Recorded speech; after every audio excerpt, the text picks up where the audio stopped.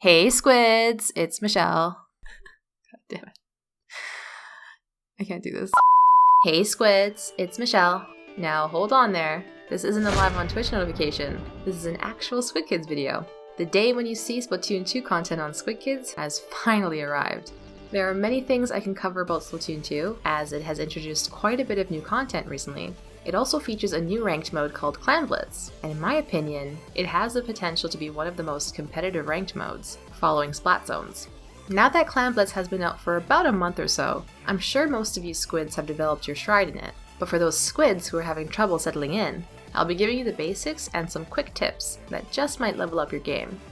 Clam Blitz is similar to Rainmaker in that you carry the objective to the goal, which is located on the enemy's domain of the map. But in this case, the goalpost is protected by a shield that can only be broken by a power clam, and it isn't on the map until you make it appear. To do so, you have to collect 10 single clams, which will then create a power clam. The objective is to use the power clam to break the shield, which will pave the way for your team to continue throwing clams in the net until ultimately reaching 0 points and achieving the knockout. Having all these extra steps while still maintaining turf and splatting enemies makes Clam Blitz the most difficult mode to achieve consistent results in solo rank.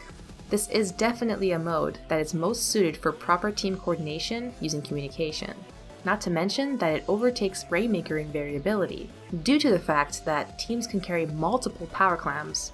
This gives players even more choice in how they push the objective, so it's understandable why Clam Blitz is a hit or miss between players. Alright, this is how it works. When a match starts, single clams are scattered all around the map for each team to begin collecting. After the initial start, clams will begin spawning in groups of 2s and 4s. They usually appear beyond spawn, around mid, and in corners around the edge of a map, spawning at 10-second intervals. An interesting note is that there can only be 50 regular clams on the map at a time until a power clam is made. After that, the limit increases and more clams will appear. Each player can collect up to 10 regular clams to hold on to a power clam, making a push of up to 4 power clams at a time.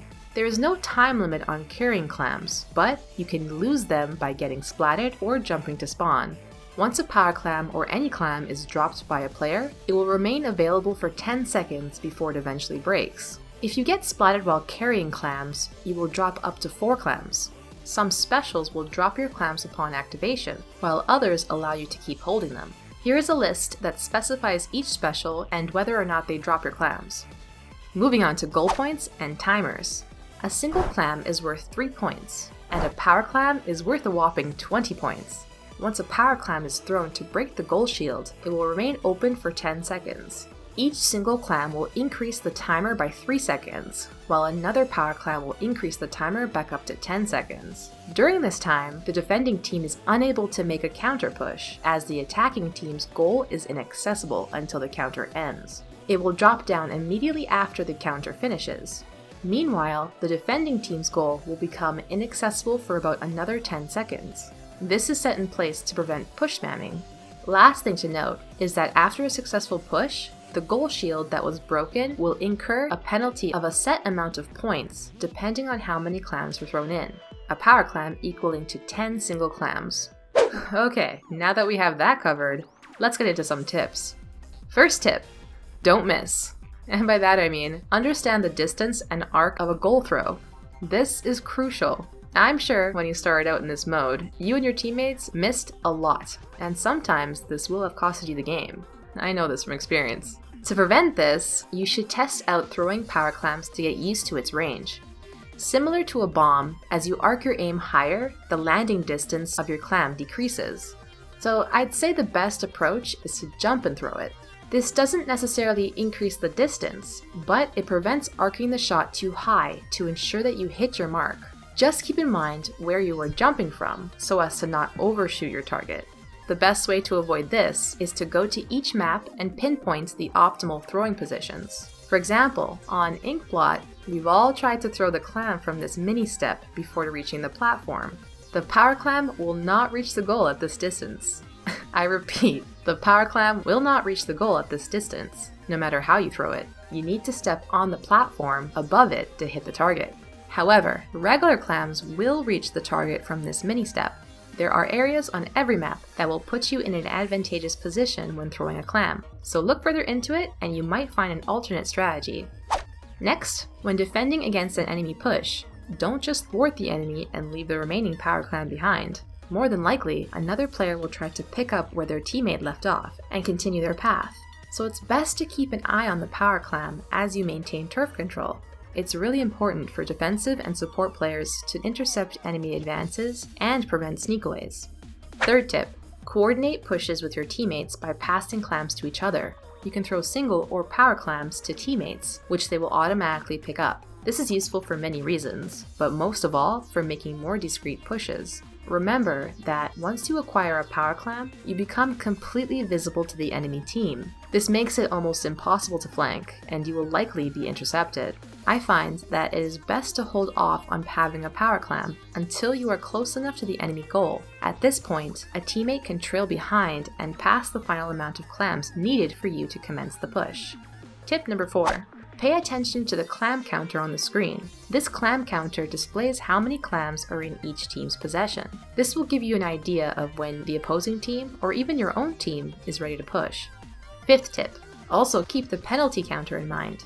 If your team has made a previous successful push, you will have incurred a goal penalty. In this case, keep note of how many clams you will need to throw in to knock down the penalty before making further progress.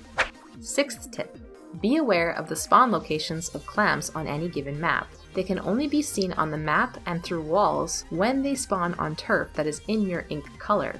Yet another incentive to ink turf and acquire map control. Tip number 7.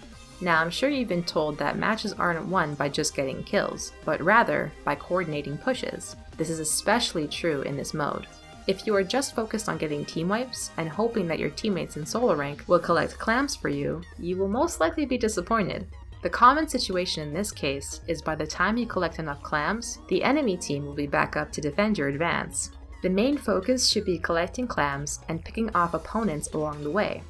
Lastly, this isn't a tip, but more of a recommendation. A special that is really effective on Clam Blitz is the Bubble Blower. It works well to protect you as you reach the goal, since it creates a barrier to your opponents while you travel freely in them. This also goes for defending a goal post. Overall, if you want to succeed in Clam Blitz, and this goes especially in solo rank, pay attention.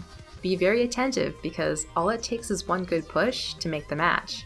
That's all for today, Squids. Let me know what you think about Clam Blitz and Splatoon 2 in general. Hope you enjoyed the video. It feels good to make content again. Thank you guys so much for sticking by the channel. It really means a lot. I'm not sure when I'll upload the next video, so if you'd like to see what I'm up to, I will leave links to my Twitter and Twitch stream in the description below. Stay fresh.